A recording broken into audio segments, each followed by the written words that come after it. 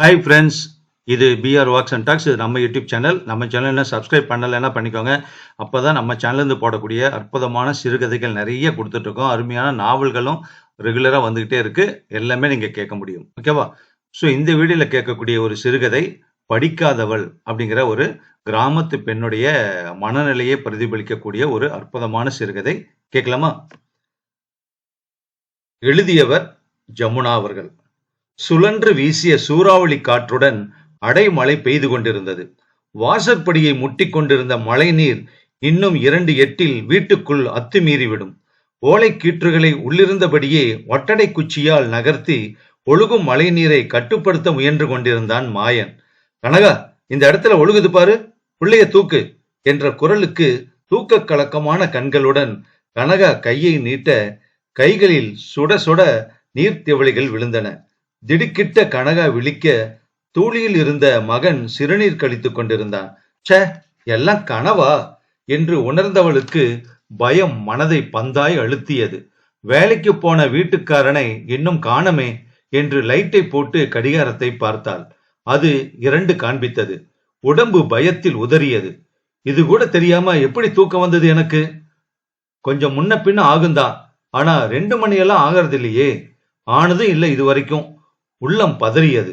அதே பதட்டத்துடன் பிள்ளைக்கு துணியை மாற்றி ஸ்டவ்வை பற்ற வைத்து பால் சூடு பண்ணி குழந்தைக்கு கொடுத்தவள் செய்வதறியாது முழித்தாள். மெல்ல கதவை திறந்து எட்டி பார்த்தாள். திடீரென்ற விளக்கு வெளிச்சத்தினால் உறக்கம் கலைந்த கருப்பு நாய் ஒன்று பளபளக்கும் கண்களால் அவளை உற்று நோக்கியது. இருட்டில் மினுங்கிய அந்த நாயின் கண்கள், அதன் அருகே விரிந்து படர்ந்திருந்த புளிய மரம் போன்றவை அவளின் அச்சத்தை அதிகப்படுத்தியது.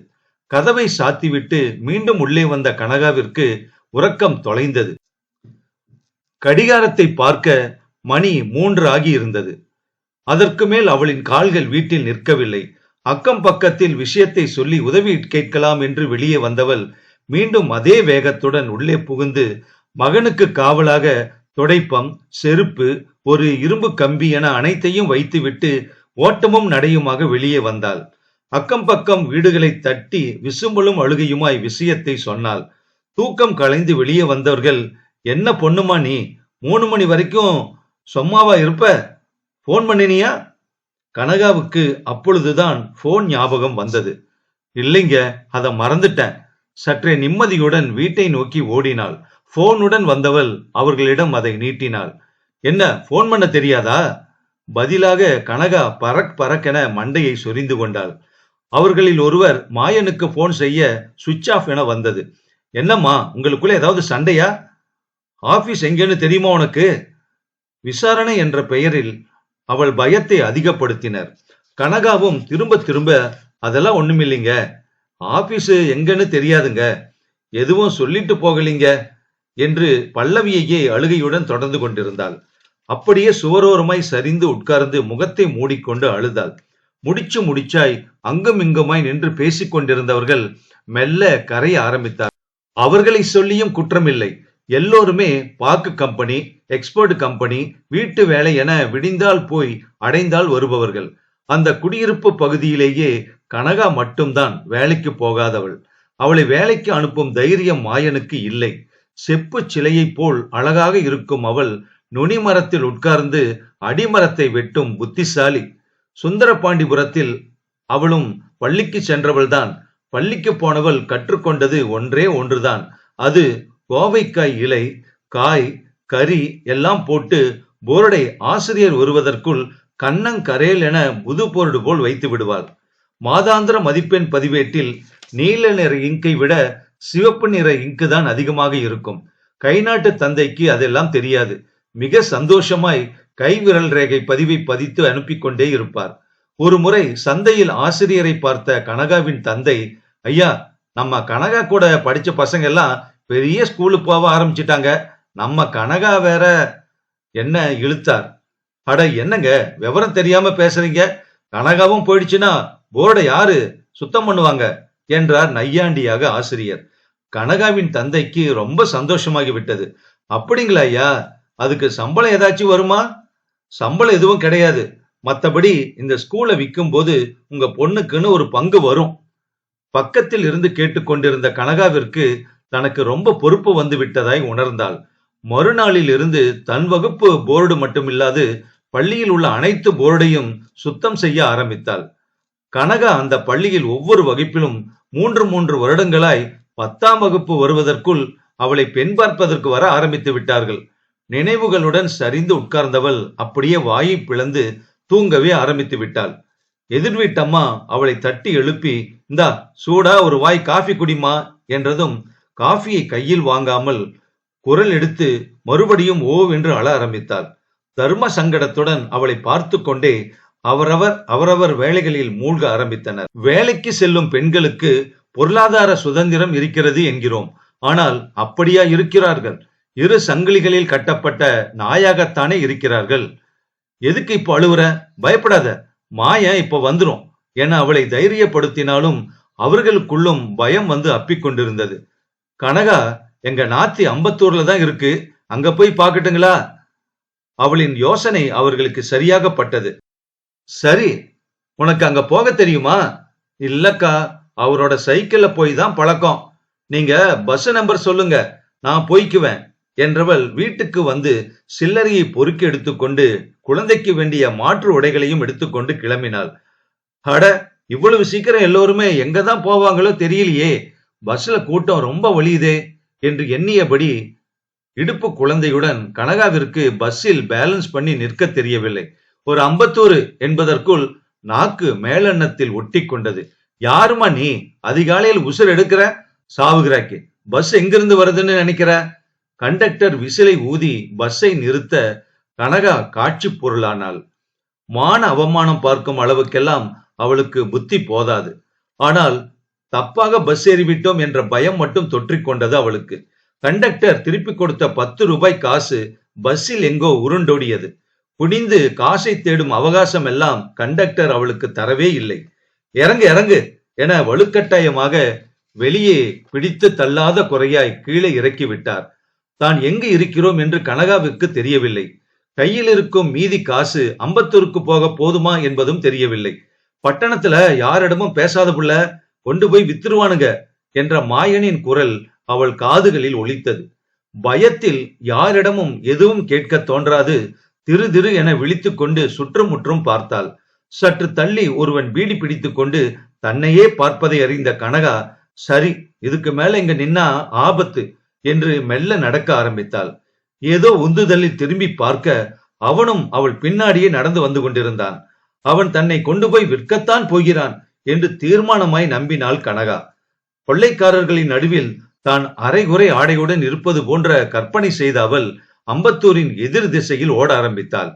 அவள் பின்னாடியே ஓடிய அவன் அண்ணே அண்ணே என்று கூப்பிட்டதும் நின்றாள். நீங்க மாயன் அண்ணனோட சம்சாரம் தானே? ஆமாண்ணே, நீங்க? அண்ணனுக்கு வேண்டிய பட்டவன் தான் நான். ஆனா நீங்க எங்க இங்க இந்த நேரத்துல? கனகா நடந்ததை கூறி ஓவென அழ ஆரம்பித்தாள். அதற்குள் இடுப்பில் நச நசவென இருக்கவே பிள்ளையை தூக்கி மேலே தொட்டு பார்த்தாள். ஈரமாக இருந்தது. கனகாவிற்கு கோபம் வந்தது. 1.5 வயசாவது, ஆய் உயின்னு சொல்லக்கூடவா தெரியாது என விசனத்துடன் அவனை கீழே இறக்கி சுத்தம் செய்ய தண்ணீர் தேடினாள். அட, என்ன ஊருடாது, கால் கழுவ கூடவா தண்ணி இல்ல என்று அழுத்து கொண்டாள் மனதில். அண்ண என அந்த பீடிக்காரனிடம் திரும்ப அவன் அருகில் உள்ள கடையிலிருந்து 2 பாக்கெட் தண்ணீர் வாங்கி வந்தான். பிள்ளையை சுத்தம் செய்த கனகா மீதி தண்ணீரை கீழே கொட்ட மனமில்லாமல் அதை நூலினால் கட்டி பத்திரப்படுத்தி வைத்துக் கொண்டாள். மறுபடியும் மனம் மாயனிடம் தாவியது. ஒருவேளை ஏதாவது ஆகி ஆஸ்பத்திரியில கிடக்குதோ? ஐயோ தாயே மகமாயி, அப்படி எதுவும் நடந்துடக்கூடாது. என் தாலி எடுத்து கண்களில் ஒற்றிக் கொண்டாள். ஆனா மகமாயி, அவருக்கு மட்டும் ஏதாச்சும் வேற பொண்ணுங்க கூட தொடுப்பு கிடுப்புன்னு இருந்துச்சுன்னு வச்சுக்க, அவரை நான் சும்மா விட மாட்டேன் பாத்துக்க என தனக்குத்தானே பேசியவாறே தன் வீட்டுக்குள் திரும்பி வந்ததை உணரவே இல்லை அவள். தெருக்கோடியில் நிற்பது யாரு? மாயனா? ஆமா, மாயனேதான். சரியான தூக்கமின்மை, மனதில் ஏற்பட்ட குழப்பம், பயம், திடீரென ஏற்பட்ட சந்தோஷம் என எல்லாம் ஒன்றாய் சேர நடு ரோட்டில் பிள்ளையுடன் அப்படியே மயங்கி விழுந்தாள் கனகா. முகத்தில் தெளிக்கப்பட்ட தண்ணீர், தொண்டைக்குள் சூடாக இறங்கிய காஃபி ஆகியவைதான் கனகாவின் மயக்கத்தை தெளிவித்தது. கண் விழித்தவள் பக்கத்தில் மாயனை பார்த்துவிட்டு ஐயோ மாமா என்று அவன் தோளில் சாய்ந்து அழ ஆரம்பித்தாள். என்ன புள்ளம்மா நீ? காலையில தெளிவா சொல்லிட்டு தானே போன, ராவுக்கு வரமாட்டேன், காலையில தான் வருவேன்னு. அவள் யோசித்தவள், அட ஆமா மாமா, ஆனா நான் மறந்துட்டேன்.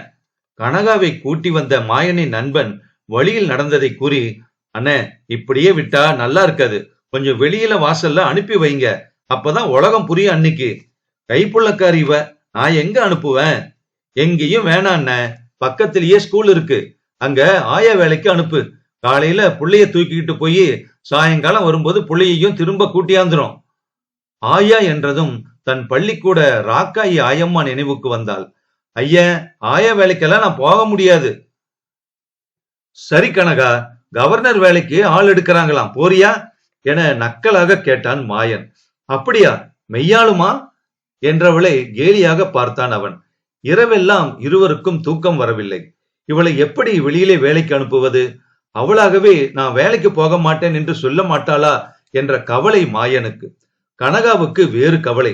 ஸ்கூலுக்கு போனா மொத்த போர்டையும் நானே சுத்தம் பண்ணணுமே, இந்த பட்டணத்துல கரித்துண்டுக்கும் கோவக்காய் இலைக்கும் எங்க போவேன் என்ற விசனத்துடன் அவளும் கவலையில் மூழ்கினாள்.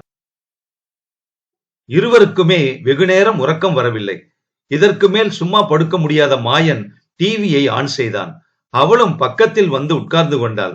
எல்லா செய்தி சேனல்களும் கொரோனாவால் பள்ளிகள் விடுமுறை விட்ட செய்தியையே திரும்ப திரும்ப காட்டிக் கொண்டிருந்தன. உடனே கனகா, மகமாயி, போர்டு அளிக்கிற வேலையிலிருந்து என்னை காப்பாத்திட்டே தாயி என மனசுக்குள் உறக்க கும்பிட்டாள்.